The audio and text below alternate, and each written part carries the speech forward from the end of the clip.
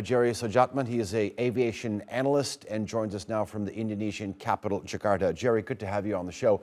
I know it's going to be a lot of speculation as we don't know much as of this point, but what we do know is that weather apparently was not an issue. Visibility was clear. There was little to light wind.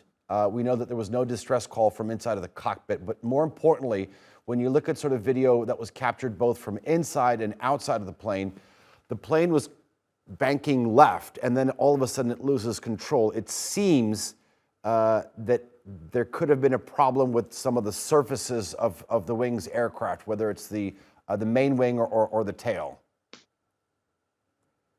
Yeah, when you look at the video from the outside, there's not much detail you can see except for the position of the nose, the speed roughly, and the flight path that it took. Now, if you look at the video that's just shown now from the inside, you can see that the aircraft, the wing flaps are already deployed. So it does look like it's a normal landing, although it does become a question whether they were too low or not, because on the video from the outside, it does look to be awfully low for the distance between that and the airport. But again, it needs some more analysis on the videos. But I'm sure with the flight data recorders, the investigators, will start doing their work on that.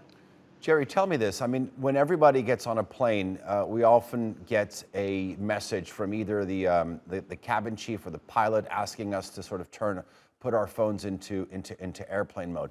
It seems that the video that we just played, it was live streamed on Facebook. I'm assuming that we can rule this out. The fact that he had connectivity, it may have interfered with some sort of communication or some of the plane's controls. That's probably out of the question, right? Yeah. The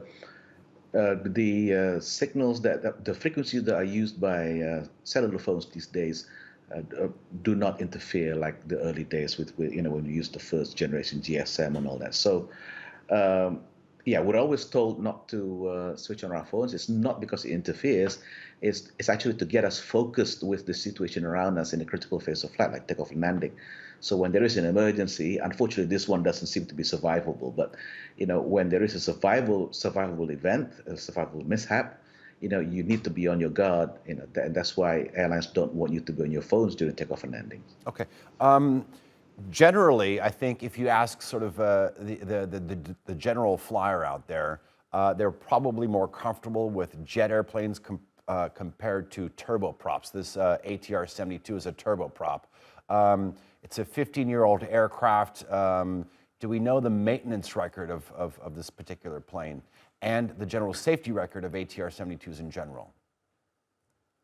Well, for ATR-72 in general, it is a safe aircraft. It is the best seller in its class. So they've had about 20 or so accidents in the last 30 years. So it's yes, it's not as good as the safest of the jets, but again, it's not as bad as what we say, the lowest safe jet, so to speak, in terms of accident rates. So it is relatively safe for a propeller aircraft, but yes, it is a psychological thing for passengers to view the aircraft, a propeller aircraft as old and outdated. It's normal. Nepalese aircraft, I believe, are banned from flying in EU airspace. Talk to us a little bit about sort of what state this particular country's aviation industry is in, and do you feel that poor regulation sort of plays into what we've seen over the years? Because when you sort of average it out, there's almost a plane crash every year when you look at 20, 25 years of history. Well, interesting that you asked me that, because I'm in Jakarta, Indonesia. We are a country that went through 10 years of the same sanctions, so to speak. When people link that to aircraft crashes, but the EU does not punish, so to speak, countries based on the number of crashes they have. What they do is they audit the regulator. They look at the legislation, the organization of the aviation authorities.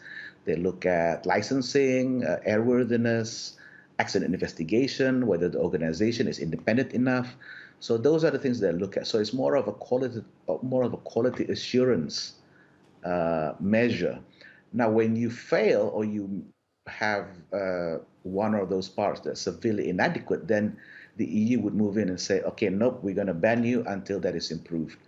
Now, interestingly, the audit that was done by ICAO, the International Civil Aviation Organization, the last audit that they did revealed that the two lacking areas for Nepal is the organization of the Civil Aviation Authority and the accident investigation. So it's not a matter of whether there's enough regulation or not. The legislation score was high, but the CAA was low. So it points towards the regulators not having adequate resources to monitor airlines or to implement or enforce their own rules. And it is the safest industry, but it is also a high stakes industry, and we cannot have airlines self-regulating. Okay. Gerry Soejatman, thank you very much for joining us here on the News Hour. Do appreciate listening to you. Thank you.